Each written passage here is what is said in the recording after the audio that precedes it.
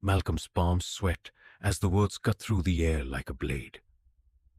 The meeting room falls silent, and his breath catches in his throat.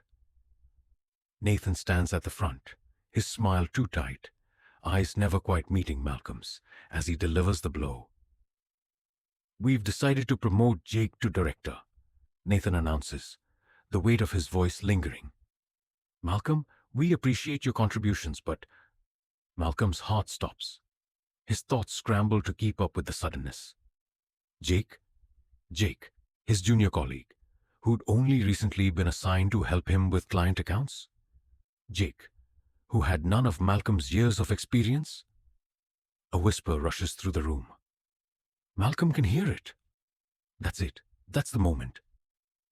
Jake has demonstrated more leadership potential. Nathan's words stretch thin, dismissing everything Malcolm's worked for, everything he's poured into this company. Malcolm's pulse quickens. He opens his mouth, but no sound comes out. His body stiffens, as if bound by invisible chains. His mind races. Why him? "You're not what leadership looks like, Malcolm." Nathan's voice almost mocks him, finally landing the final punch. Malcolm's heart beats loud in his ears, but all he can do is nod, even though his world is cracking beneath him. The room erupts into applause, but Malcolm is no longer part of it. His gaze shifts, watching as Jake stands at the center of it all, basking in the congratulations he never earned. They're all looking at Jake, smiling, clapping, congratulating the one who'd been handed what Malcolm had worked for.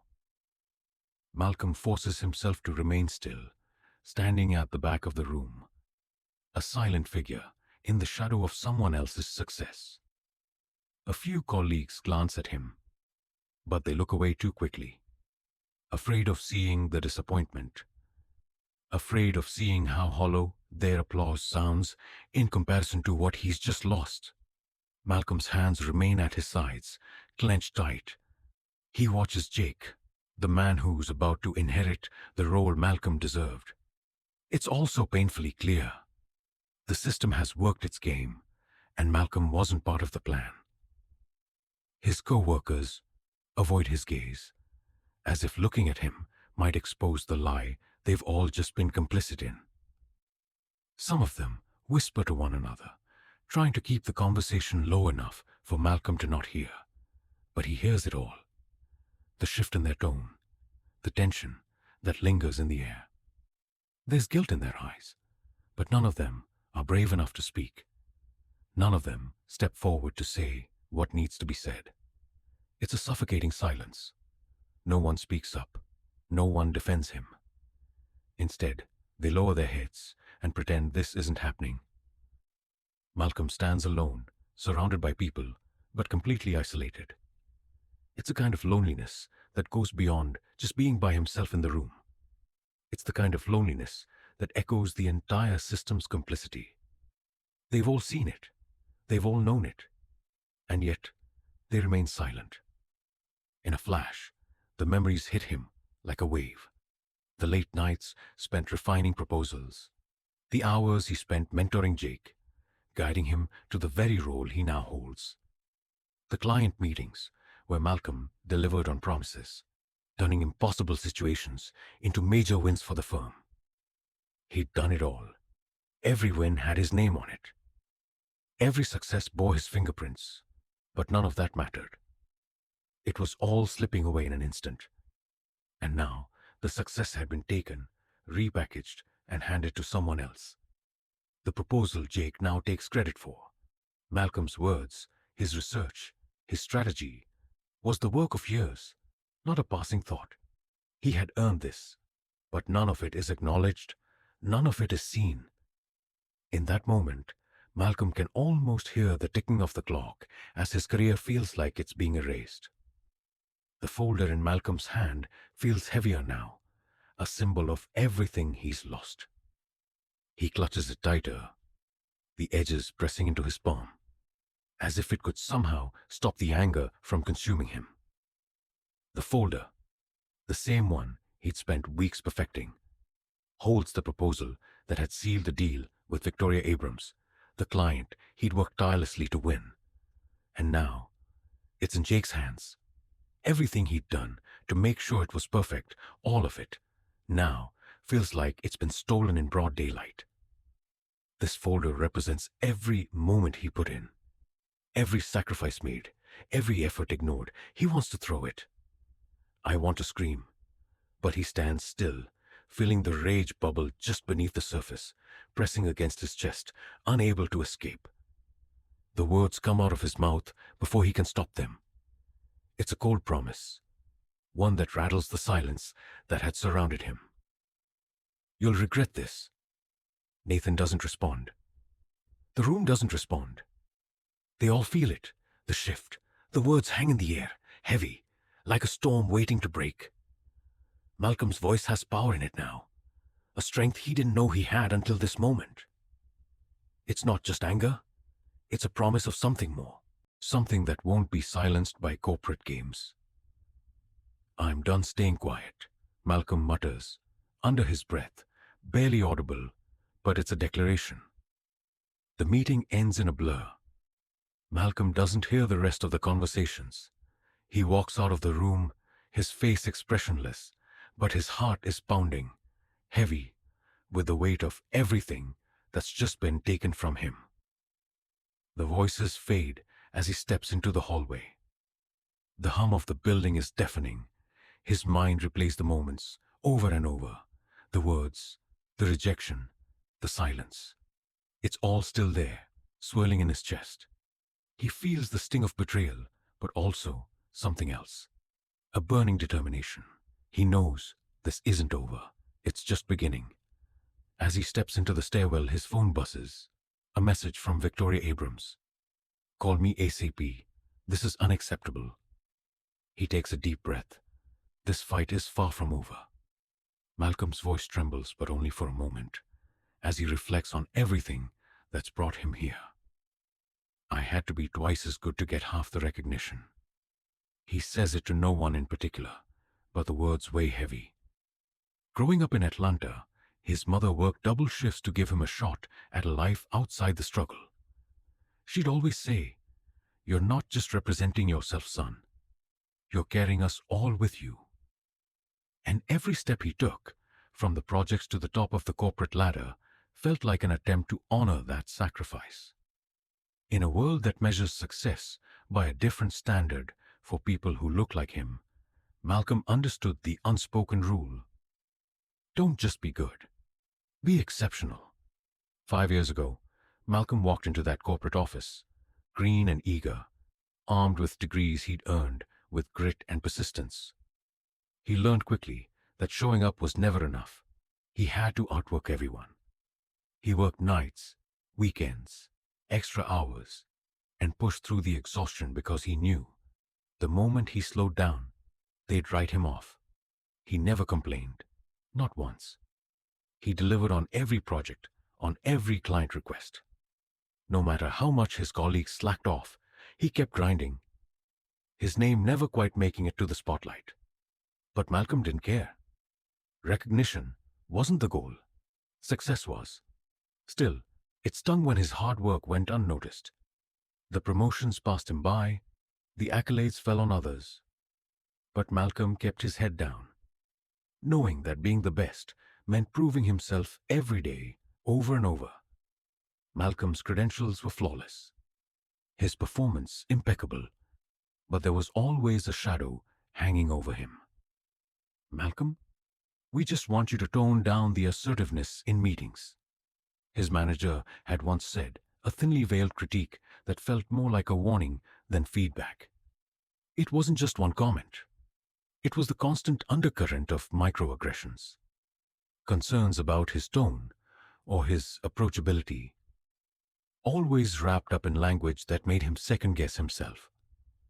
Were these suggestions about his work or about his skin? It hurt most when his white colleagues seemed to get a free pass, flaws overlooked, ideas celebrated. Malcolm had worked harder, been more polished, yet still felt like an outsider. No matter how much he gave, how much he proved, he was never truly safe. The company prided itself on its diversity initiatives. "We're making strides," they said in emails, on their website, in meetings. They had diversity committees, diversity recruitment, diversity this and that. But in practice, Malcolm knew the truth. He was the token. He wasn't included in the real decision-making, just present to check a box. He wasn't asked for his opinion during the important meetings, only when the topic of diversity came up. And even then, his ideas were often dismissed. It was a game they played. They'd smile, nod, and say all the right things, but nothing ever changed. Malcolm was a part of the team, but not really. He was there to make the company look good, not to drive it forward. At home, the weight of it all felt lighter, if only for a moment. His mother's voice echoed in his mind as he sat on the edge of his bed. The soft hum of the TV in the background. "Don't you quit on us, Malcolm. You're the one they're watching. You're the one who can change the game for us all." He looked over at his younger brother, sitting on the couch, eyes wide with admiration. "I want to be like you when I grow up, Malcolm. You're proof that black excellence isn't just a dream." Malcolm smiled, though it didn't reach his eyes. It was a weighty kind of pride, one that felt both like a gift and a burden. His family was counting on him to break through the walls they could never scale. For them, he couldn't walk away. Not yet. Not when so many were looking to him to show that it was possible. "Malcolm, I've got to say, your presentation today was solid. Really impressive work." Nathan's words are smooth, warm. He pats Malcolm on the back, a gesture meant to reassure. But when the meeting begins, everything shifts. Nathan stands in front of the team, casually shifting the credit for Malcolm's work onto himself. "We've made some great strides on this project, and my team has really come together." His eyes barely meet Malcolm's as he speaks. Malcolm bites his tongue, watching Nathan claim the accolades that were never meant for him. That smile, that seemingly supportive tone, nothing but a mask. Malcolm's chest tightens. You can only be fooled for so long. As the weeks drag on, Malcolm notices a pattern. His ideas are dismissed in meetings until someone else, usually a white colleague, presents them as their own. His voice fades into the background, barely audible over the louder, more dominant voices. There's a growing frustration that Malcolm tries to bury. He watches Jake, one of the junior analysts, take his suggestion on client strategy, presenting it in a meeting with little more than a fresh perspective spin. The thought hits him hard. His ideas, his work, stripped of their value, and no one bats an eye. It stings in ways that words can't capture. It happens in another meeting, a heated one this time, with high-stakes decisions on the table. Malcolm feels the weight of the moment. His passion bursts through as he argues for a direction he believes is right for the company. "Malcolm," Nathan interrupts, his voice colder than usual. "I need you to tone it down a little. We don't want to come off as too aggressive." Malcolm freezes. Aggressive? The words hang in the air like a slap. He's been speaking with conviction, but to Nathan, to them, his very presence is a threat. The stereotype clings to him, no matter how hard he tries to shed it. It's not about the message, it's about who's delivering it. The comment catches him off guard, a casual joke floating through the office, but it cuts deeper than Nathan likely realizes. "I mean, we don't really need another DEI hire in leadership, do we? We've got enough diversity on paper already." Malcolm's stomach churns as he overhears the conversation. The laughter from a few colleagues follows, as if it's just a harmless joke. But to Malcolm, it's a dagger, aimed at the heart of everything he's fought for. His place in this company, the one he's worked so hard to carve out, suddenly feels like a fragile illusion. The joke isn't funny. It's confirmation. Confirmation that the system was never built for him. Not really. The next day, Malcolm starts doing something he never thought he'd have to. He begins keeping track. Every slide. Every time his idea is stolen. Every time he's silenced in meetings or labeled as too aggressive. He writes it all down. Every detail. Every word. The sense of powerlessness that once consumed him now feels like a tool. One he's going to use to expose what's really happening behind the closed doors of this company. This is no longer just about hurt feelings. This is about something bigger, something systemic. When Malcolm finally reaches out to HR, he hopes for justice, or at the very least, some kind of reassurance that his voice will be heard. The HR rep listens sympathetically, nodding as he recounts the incidents. "We understand your concerns, Malcolm. We'll look into this, and we'll make sure everything is handled in the right way. We're committed to doing better." But the words are hollow. The tone is polite, yet distant. He knows it's the company's standard response, and it's all designed to make him feel like he's been heard. Without actually doing anything, he leaves the meeting feeling the same as before. Disillusioned, unheard, and increasingly sure that no one will ever really fight for him. Malcolm pours his heart into his promotion pitch. Every word, every slide, every statistic is meticulously crafted. This is his moment, but as he walks into the conference room, something doesn't feel right. The tension in the room feels thick. His colleagues' smiles seem too tight. Jake, the junior analyst, lingers by the door, watching with a strange sense of expectancy.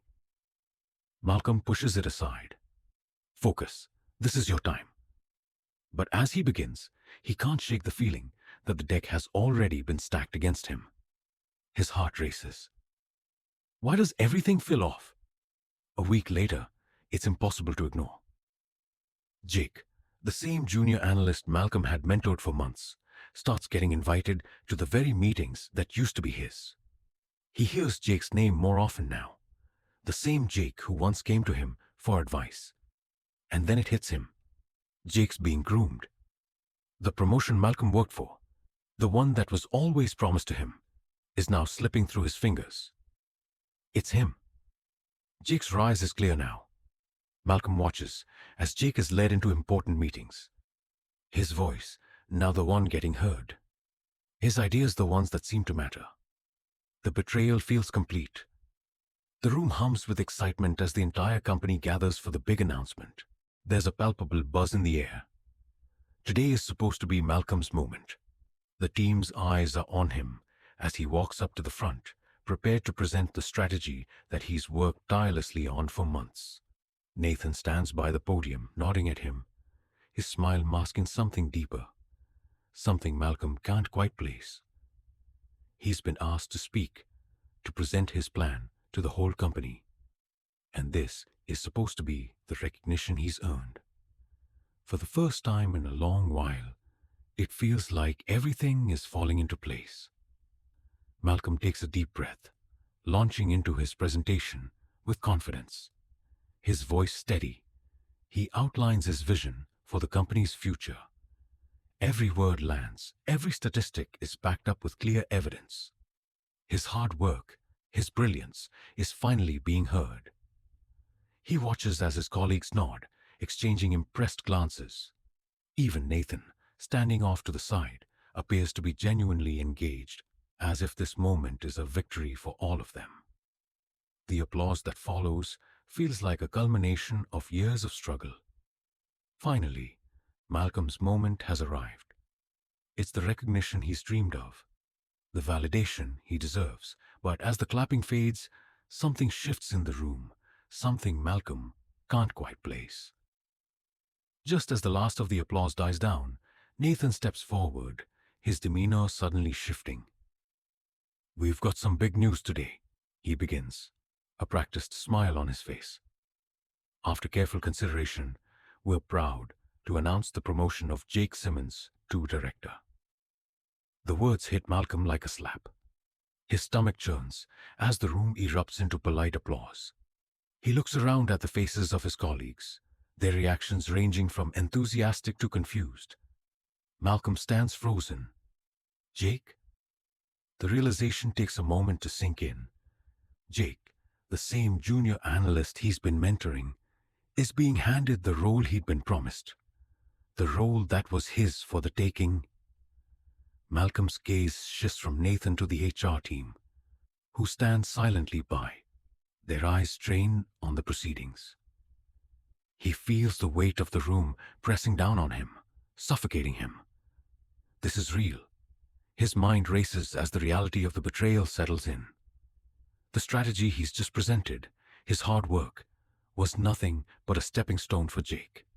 It's all so clear now. The anger starts to build, but it's not just anger.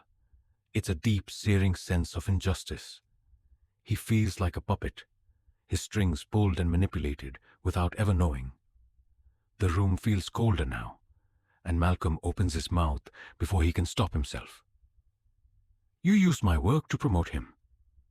His voice is steady, but every word carries the weight of months, years, of unfair treatment. The accusation hangs in the air like a truth that everyone has been trying to ignore. Nathan falters for a moment, his smile faltering, but quickly regains composure. The room goes still, everyone sensing the tension between Malcolm and his boss. Nathan shrugs nonchalantly, as if the situation isn't as serious as it feels. "It was a team effort, Malcolm. Jake just had the right leadership potential to take us to the next level." The words sting. They're not just dismissive, they're insulting. It's as if Nathan is brushing aside all of Malcolm's contributions as mere background noise. Malcolm's chest tightens. Leadership potential? He's been here, working tirelessly, breaking barriers, and now, suddenly, Jake's the one with potential? Phones are out now. Malcolm notices the younger intern, a black kid who'd been shadowing him for months, holding up his phone, capturing the moment. The kid's face is a mix of confusion and disbelief, his wide eyes glued to the unfolding drama. He's watching his mentor, the one he's looked up to, suffer a public humiliation that Malcolm knows will stay with him forever. The intern's gaze meets Malcolm's for a brief second, and it says everything. This isn't just about you. It's about all of us. The silence that follows is heavy, full of unspoken understanding. Malcolm doesn't say another word. His legs feel like lead as he turns away from the room, from Nathan, from the fake smiles. He walks out of the conference room with his head held high, though every step feels like it's being dragged through mud. His emotions are a storm: anger, humiliation, confusion. But he holds it all back. He won't let them see him crack. Not now, not in front of them. The hallway feels empty, the sound of his footsteps echoing as he moves away from the moment, from everything he thought he had earned. Just as Malcolm steps into the stairwell, his phone buzzes in his pocket. He pulls it out, eyes still blurry with anger and disbelief, and sees a text message from Victoria Abrams, the company's biggest client. "Call me ASAP. This is unacceptable." The words hit him like a breath of fresh air, an unexpected glimmer of hope in the midst of his humiliation. Someone out there sees what just happened. Someone out there is ready to stand with him. The tension in his chest loosens just a fraction. He takes a deep breath, preparing himself for whatever comes next. This fight is far from over. Victoria Abrams leans back in her chair, her sharp eyes fixed on the video that's quickly spreading across LinkedIn. It's the recording of Malcolm's public humiliation, his moment of betrayal at the hands of Nathan and the company, captured and shared by an onlooker. As the video racks up views, likes, and furious comments, Victoria watches in disbelief. The injustice is glaring. Her fingers hover over her phone as she considers the implications. This isn't just a corporate mishap. It's a PR disaster. And she knows this could be the turning point. Without hesitation, she picks up the phone and calls her board for an emergency meeting. The boardroom falls silent as Victoria Abrams steps into the room, her presence commanding attention. She wastes no time, pulling up the video on the screen. "This is what's happening at our partner company right now," she announces, her voice steady. The room watches, stunned, as the video plays. When it ends, the atmosphere shifts from tense to electric. Victoria turns to face the board. "Malcolm was the only reason we've kept their lucrative contract. I've made it clear that our relationship with them hinges on his leadership and expertise." A murmur runs through the room. Some of the board members exchange nervous glances. One speaks up. "You're saying we could lose this contract over one employee?" Victoria's eyes narrow. "Number, we will lose it. If Malcolm isn't leading the account, we have nothing to gain from them. Understand?" The board members sit back in their chairs, realizing the gravity of the situation. The panic is palpable as Victoria's ultimatum lands. "No, Malcolm, no contract," she states firmly. The room erupts into chaos. Some of the board members scramble to manage the fallout, speaking in hushed tones. Others are visibly shaken. "Are you saying we should intervene?" one asks, eyes darting nervously. Victoria crosses her arms, unwavering. "I'm saying if we don't back Malcolm, we're putting this company at risk.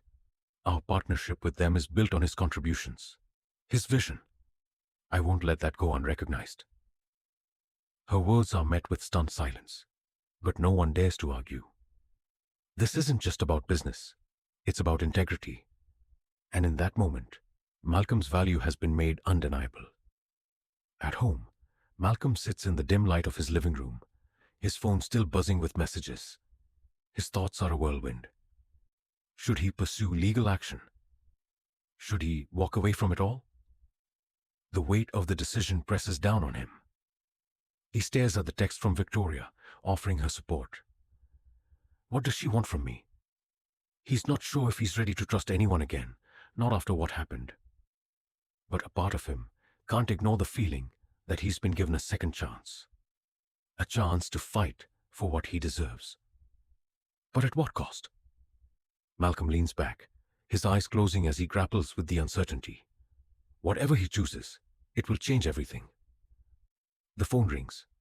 It's a number he doesn't recognize, but the voice on the other end is unmistakable. "Malcolm, it's Victoria Abrams," she says, her tone even but urgent. "I need to make you an offer.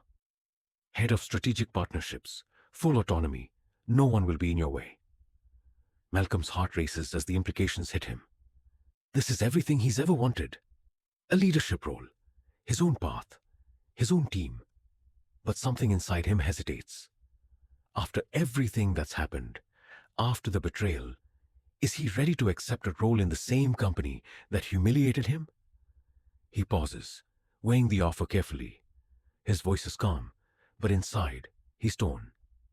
"Let me think about it," he replies, already sensing that this decision could be his turning point. A day later, Malcolm stands before the CEO, his decision firm. "I'll take the position," he says, "but only on one condition." Victoria nods, already prepared for his demands. "Anything." Malcolm's gaze is unflinching. "An apology from Nathan. Full accountability for the way I was treated. And systemic change. This can't just be swept under the rug. It's not enough for me to step into a new role unless the company changes its culture." Victoria listens carefully, then nods. "I understand. You have my word." It's a rare moment of power. Malcolm has made his terms clear, and for the first time, he's not the one on the receiving end of injustice. The investigation into Nathan begins immediately, and within days, the board announces that Jake is stepping down. Overwhelming pressure is the excuse he gives, but the truth is clear to everyone. His ascent was built on Malcolm's work, and now he's paying the price for it. As the company begins to crumble under the weight of its toxic culture, whispers of Malcolm's strength and resilience spread throughout the office. Nathan's once commanding presence is reduced to silence. The walls close in around him, the consequences of his actions catching up in ways he never anticipated. 1 week later, Malcolm walks into the office, not humiliated, but in full command. He's no longer the worker in the background. He's the leader. His eyes are clear, his stride confident, as he moves toward the boardroom. The people who once overlooked him now see him for what he truly is, a force to be reckoned with. Malcolm's presence in that room is a victory, not just for him, but for everyone who's ever been silenced. As Malcolm enters the meeting room, a round of applause erupts from the employees. They're not clapping out of politeness. They're clapping because they believe in him. They believe in his strength. Among them is the young intern, the same intern who witnessed the betrayal weeks ago. Now, as he watches Malcolm stand before them, a smile spreads across his face. He's inspired. He sees a leader, someone who fought for what was right and emerged victorious. For Malcolm, it's not just a personal triumph. It's the beginning of change. The ripple effect of his journey has already begun, and the future looks brighter. Victoria Abrams sits in her sleek high-rise office, her fingers hovering over her keyboard. The notification flashes across her screen. Another share of the video that's rapidly gaining traction. The footage of Malcolm's public humiliation is now circling LinkedIn, racking up views at a startling rate. His name is being discussed in hushed tones across corporate circles, not for his work, but for the betrayal he faced. Victoria stares at the video, her eyes narrowing with a growing sense of disbelief. She's seen enough. Her phone buzzes. It's a message from her PR team. This is escalating fast. We need to act now. Victoria doesn't hesitate. Picking up the phone, she dials the number for an emergency meeting with her board. The boardroom falls silent as Victoria enters, her presence commanding the space. She strides to the front without a word, already pulling up the viral video. The screen flickers for a moment before it plays, capturing the exact moment Malcolm's career was torn apart in front of his peers. The board watches in stunned silence, the reality of what's unfolding hitting them hard. When the video ends, Victoria's voice cuts through the tension. This is what's happening to one of our partners. Malcolm was the key reason we kept their lucrative contract. Without him, this company has no future with them. The room erupts into whispers. One board member clears his throat. Are you saying we've been doing business with them because of one employee? Victoria locks eyes with him, unwavering. I'm saying we will lose everything if Malcolm isn't leading that account. If you're not with me on this, we're done here. The room falls into a tense silence. The weight of her words hangs heavy. Victoria's ultimatum leaves no room for debate. No Malcolm, no contract, she repeats, her tone unyielding. A murmur runs through the board. Some scramble to find a solution, others shift nervously in their seats. Victoria watches the panic grow as the reality of the situation sets in. We're talking millions of dollars on the line, one of the board members stammers. Victoria nods. Exactly. And that's why I'm telling you this. Malcolm is the reason we've had success with that account. Without him, we're just another company in the dust. The room is electric with tension. Each member now fully aware that the power dynamics have shifted. Alone in his apartment, Malcolm stares out the window, the city lights blinking in the distance. His phone vibrates beside him. Messages from friends, allies, and even some from people he's barely spoken to. They're all reaching out, but he's paralyzed by doubt. Should I sue them? Should I walk away? He runs his hand through his hair, unsure of what to do next. The decision is overwhelming. The humiliation stings, but there's also something else rising inside him. Anger, resolve, the sense that he's been given a rare opportunity. Do I let this go, or do I fight back? He looks at his phone again, scrolling past the messages until he sees the one from Victoria. An offer. Head of Strategic Partnerships, full autonomy. But even that offer doesn't feel like a simple decision. It's a lifeline. But can he trust the system that just failed him so horribly?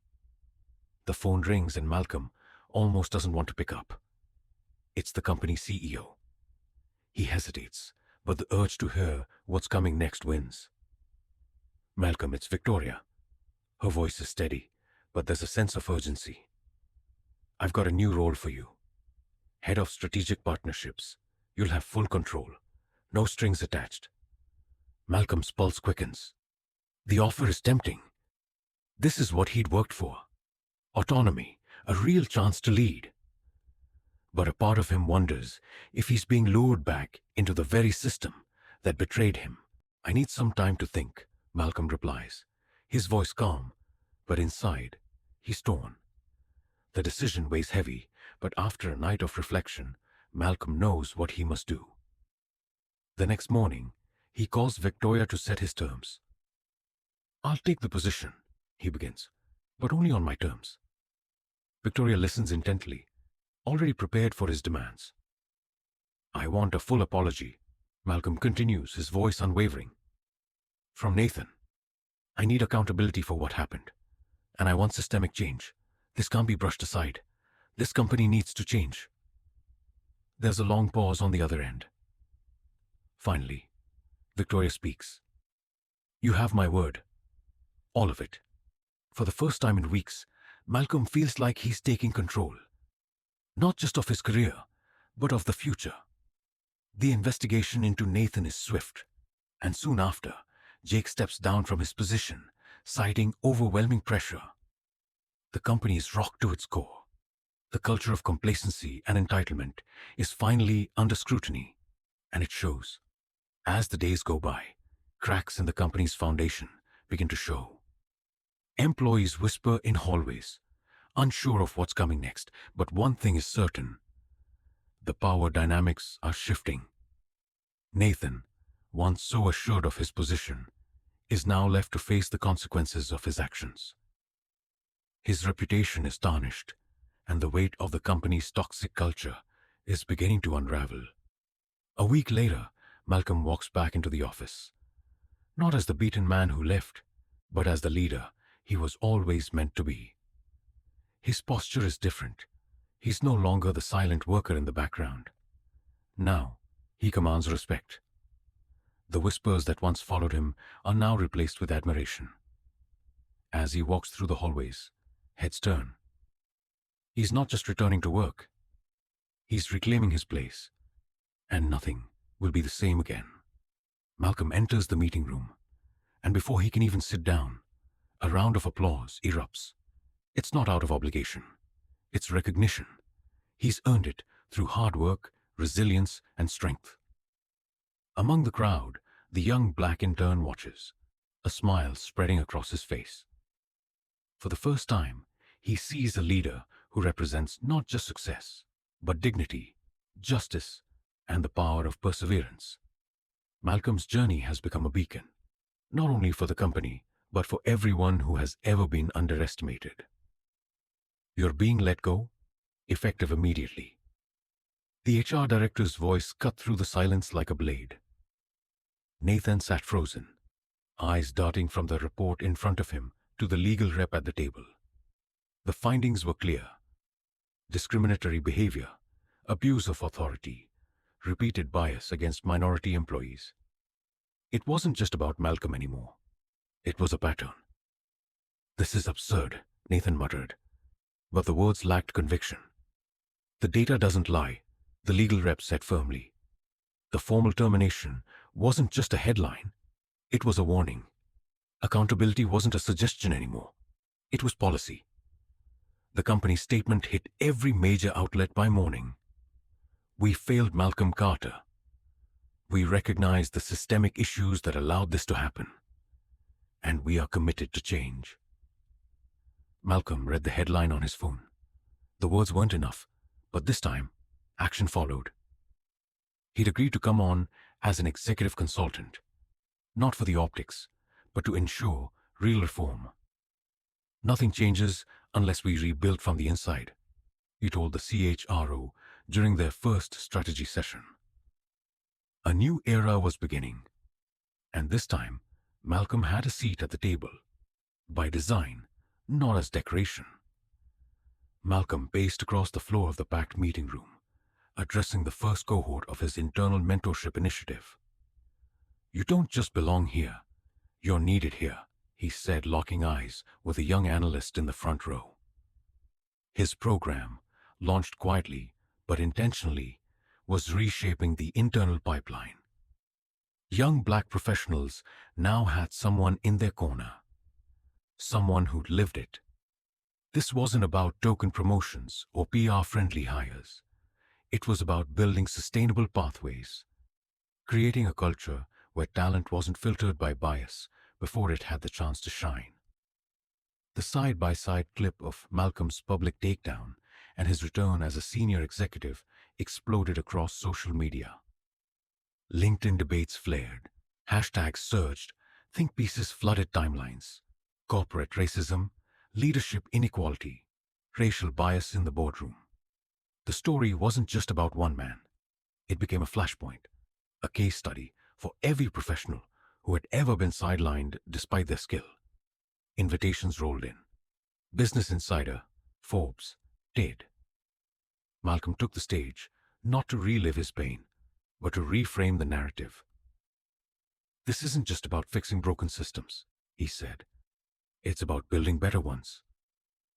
His voice now carried weight in places that once ignored him. His journey was no longer just personal. It was powerful, public, and deeply political. Malcolm's inbox overflowed with stories. "Your journey gave me courage. I walked away from a toxic job today because of you. Thank you for making us visible." His rise had become more than a comeback. It was a mirror for countless others navigating hostile workplaces, proof that fighting back wasn't futile. It was necessary. The voices in the boardroom quieted as Malcolm leaned forward. No longer overlooked, no longer second-guessed. "Let's talk about solutions," he said, and they listened. No nods of empty approval, no patronizing smiles. Just respect. He wasn't filling a quota or making anyone comfortable. He was shaping the future. And this time, he was calling the shots. Have you ever been overlooked, underestimated, or silenced at work because of who you are? If that question hit close to home, you're not alone. Stories like Malcolm's are more than isolated incidents. They reflect what too many face daily. We want to hear from you. Drop your experience in the comments. Whether it was subtle bias or outright discrimination, your voice matters and deserves to be heard. Real change starts with truth. When we share, we build power. When we talk, we build solutions. Let's keep this conversation alive, together. If this story moved you, subscribe, and share. Every click helps amplify voices that too often go ignored in corporate America. Change doesn't happen in silence. It happens when we unite, expose injustice, and demand better. Together, we are the movement. Let's make it impossible to look away.